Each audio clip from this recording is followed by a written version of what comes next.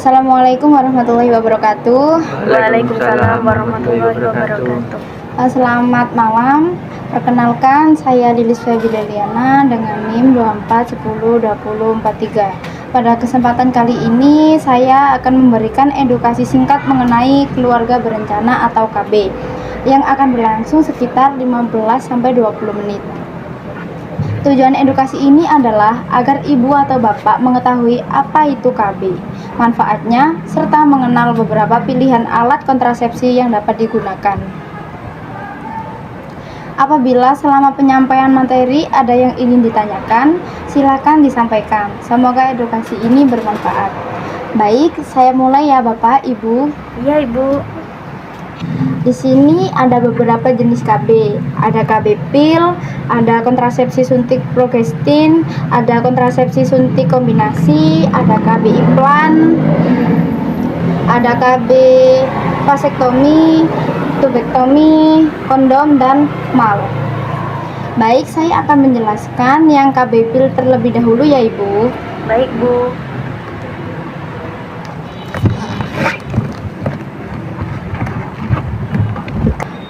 Untuk KB pil itu minum 1 pil setiap hari, efektif dan mudah untuk berhenti, aman bagi hampir semua ibu, membantu mengurangi pendarahan, menstruasi, dan kram. Perempuan biasanya mengalami efek samping pada awalnya, tidak berbahaya, tidak melindungi dari HIV atau IMS ya Ibu. Pak, yang tidak bisa memakai pil ialah pernah stroke atau masalah jantung dan pembuluh darah, migrain, itu juga pernah memiliki kanker payudara, ibu memiliki 2 faktor resiko atau lebih seperti hipertensi, diabetes, merokok atau usia lebih dari 35 tahun, penyakit kantung empedu, penyakit hati yang serius atau sakit kuning. Terus ada diabetes, minum pil untuk tuberkulosis atau TB, infeksi jamur atau epilepsi kejang-kejang. Efek samping yang paling umum yaitu mual, bercak atau flek di antara masa haid, lalu sakit kepala ringan, payudara nyeri, serta berat badan sedikit naik atau turun. Cara memakai pil yaitu minum 1 pil setiap hari pada waktu yang sama. Setelah semua pil dalam 1 paket habis, lanjutkan dengan paket baru pada hari berikutnya. Bisa dilihat di sini ya Ibu, di belakangnya sini. Baik, Bu. Jika lupa minum 2 pil atau lebih, atau terlambat memulai paket 2 hari atau lebih, Anda juga perlu pakai backup. Hindari senggama atau pakai kondom selama 7 atau seminggu, dan lewati pil tak aktif dan langsung lanjut ke paket baru. Aturan khusus untuk pil tak aktif: buang pil yang lupa diminum, lalu lanjutkan minum pil sesuai jadwal. Melewatkan pil tak aktif tidak berbahaya. Jika klien lupa minum seluruh pil tak aktif, dia bisa tidak haid.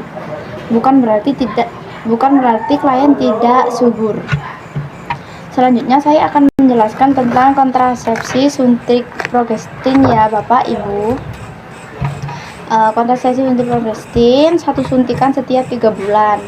Sangat efektif, mudah berhenti, tapi perlu waktu untuk dapat hamil. Aman bagi hampir semua ibu, merubah haid bulanan, akan tetapi tidak melindungi terhadap penyakit HIV atau IMS. Yang tidak bisa memakai suntik KB ini yaitu menyusui kurang dari 6 minggu, memiliki tekanan darah tinggi, mungkin hamil. Efek sampingnya kemungkinan yang sangat umum perubahan haid bulanan, berat badan naik, serta sakit kepala ringan, nyeri payudara, suasana hati berubah, mual-mual, rambut rontok, gairah seksual menurun, dan jerawatan. Selanjutnya saya akan menjelaskan tentang kontrasepsi suntik kombinasi. Kontrasepsi suntik kombinasi ini satu suntikan setiap 1 bulan. Sangat efektif, aman bagi hampir semua ibu. Beberapa mengalami efek samping, tidak berbahaya, dan segera hilang. Ini juga tidak melindungi dari penyakit HIV atau IMS ya Bapak Ibu. Baik Bu.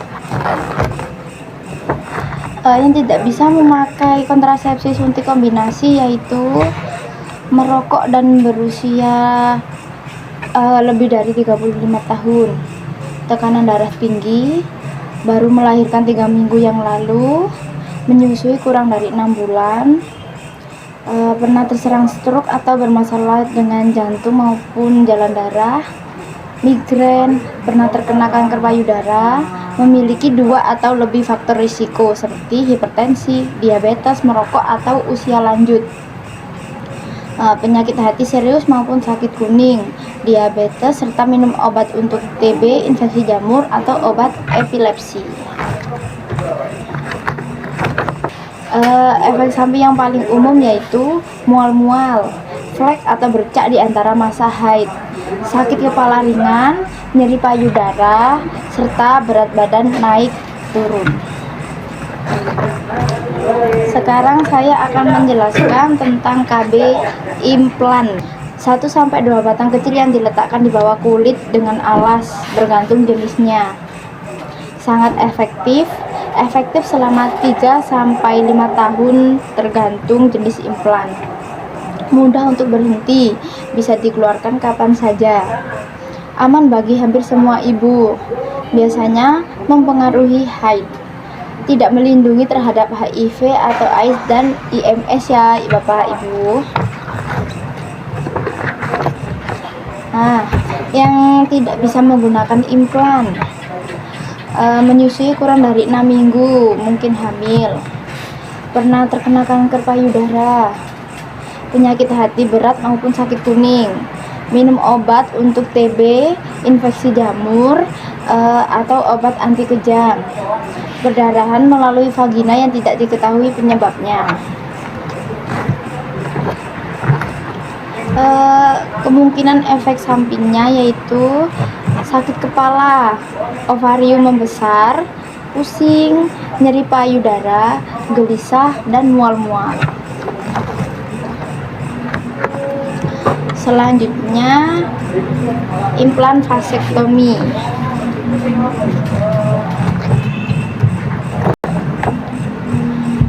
Perlu tindakan operasi ya Ibu kalau memakai implan vasektomi. Metode yang tidak mudah dikembalikan semula bagi pria yang tidak menginginkan anak lagi. Sangat efektif, aman bagi hampir semua pria. Tidak mempengaruhi kemampuan seksualnya. Akan tetapi tidak melindungi dari HIV atau IMS.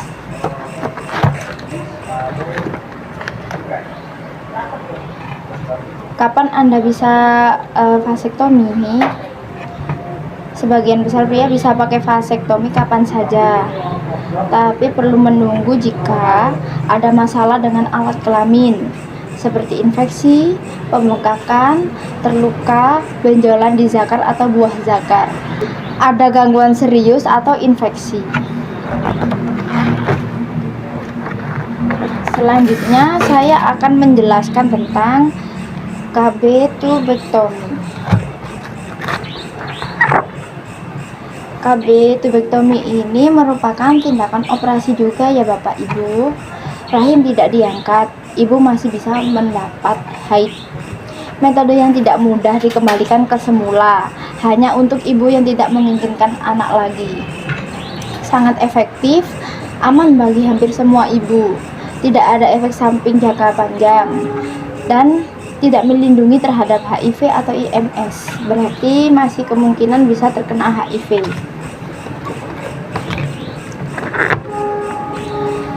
Kapan bisa dilakukan tubektomi? Sebagian besar perempuan bisa pakai tubektomi. Perlu ditunda jika setelah 48 jam sampai 6 minggu pasca persalinan, mungkin hamil, terdapat infeksi atau masalah pada organ kewanitaan, kondisi kesehatan lain yang berat. Selanjutnya saya akan menjelaskan tentang KB menggunakan kondom. Untuk yang kondom ini mencegah kehamilan dan IMS termasuk HIV. Jadi aman ya ibu, lebih aman pakai kondom. Sangat efektif bila digunakan setiap kali bersenggama. Bisa hanya pakai kondom atau bersama dengan metode KB lain. Mudah didapat dan digunakan. Perlu bicara dengan pasangan. Nah, cara pakai kondom bisa dilihat dari gambar di sini ya ibu. Baik bu. Yang pertama, cek tanggal kadaluarsa kondom. Buka bungkus dengan hati-hati. Dicek dulu takut tanggalnya sudah kadaluarsa. Yang kedua, pasang kondom pada saat ereksi di ujung penis dengan cincin menghadap luar dari tubuh. Pasang kondom sampai ke pangkal penis. Setelah ejakulasi, tahan cincin kondom agar tidak terlepas. Kemudian segera tarik penis dari vagina ketika masih ereksi. Ikat, bungkus, dan buang kondom bekas di tempat sampah yang terlindung dan jauh dari jangkauan anak.